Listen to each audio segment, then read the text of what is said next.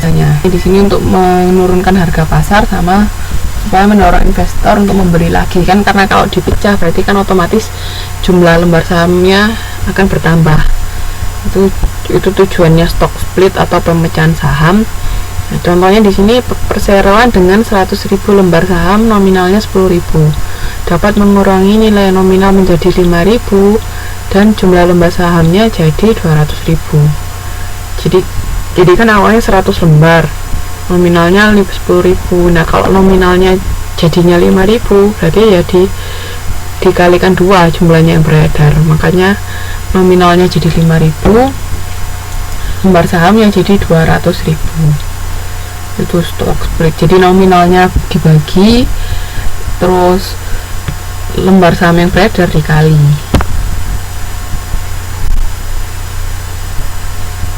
Nah, ini itu stock split ya. Terus sekarang masuk dividen saham treasury. Saham treasury tadi kan nggak bisa di itu kan. Dividen lunak atau dividen berupa aktiva yang lain tidak boleh dibagikan kepada saham treasury. Jadi nggak ada dividen untuk saham treasury. Bila suatu perusahaan yang memegang saham treasury mengumumkan dividen saham, maka jumlah saham yang akan dikeluarkan dapat didasarkan pada jumlah saham yang beredar sama jumlah saham yang ditempatkan. Tapi tidak termasuk saham treasury tadi.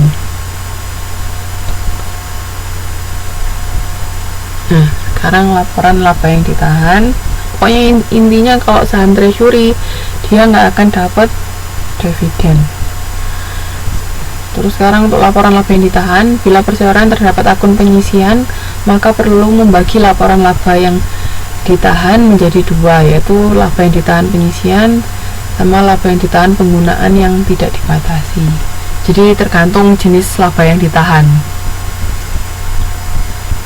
Bisa ditahan untuk disisihkan sama ditahan untuk penggunaan lain. Jadi nggak tahu mau digunakan untuk apa. Biasanya laba ditahan masuknya di debit.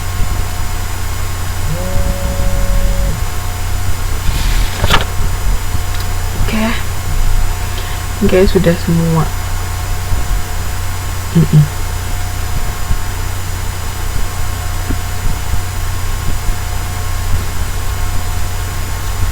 Biasanya laba ditahan di debit ya akunnya. Baru ketika dimasukkan modal lagi baru di kredit menambahkan, baru keluar.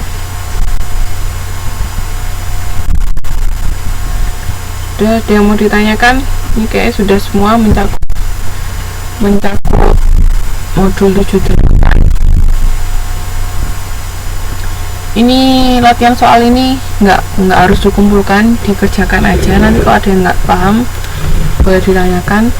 Pokoknya yang penting kalau untuk saham-saham ini paham ketika menjual sama membagikan dividen. Biasanya menjual kayak di atas harga nominalnya atau di bawah itu agio disagio, itu yang penting. Jadi tolong dilatih itu sama pembagian dividen.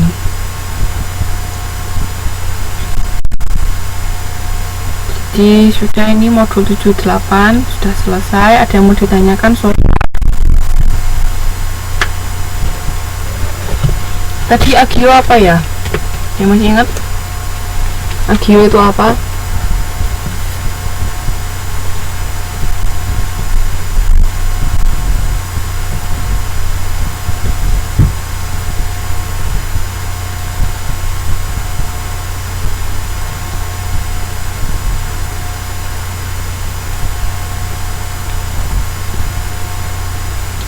Agio itu apa?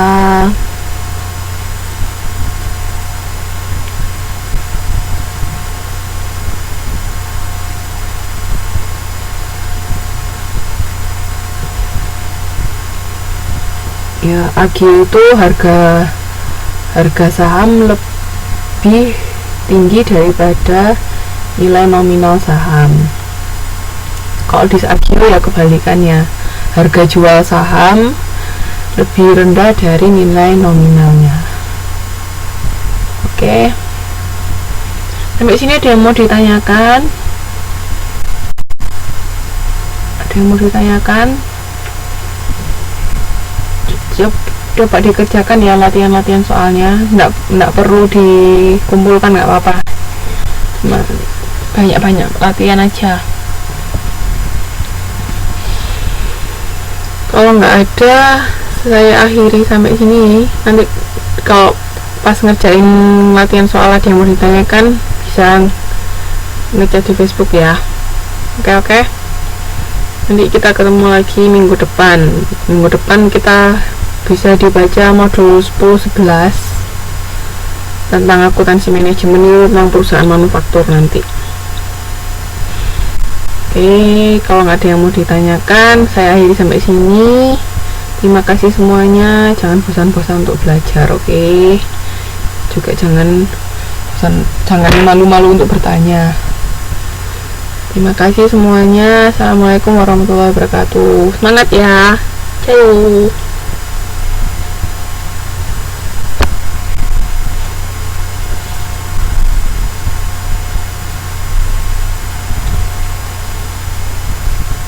Dadah.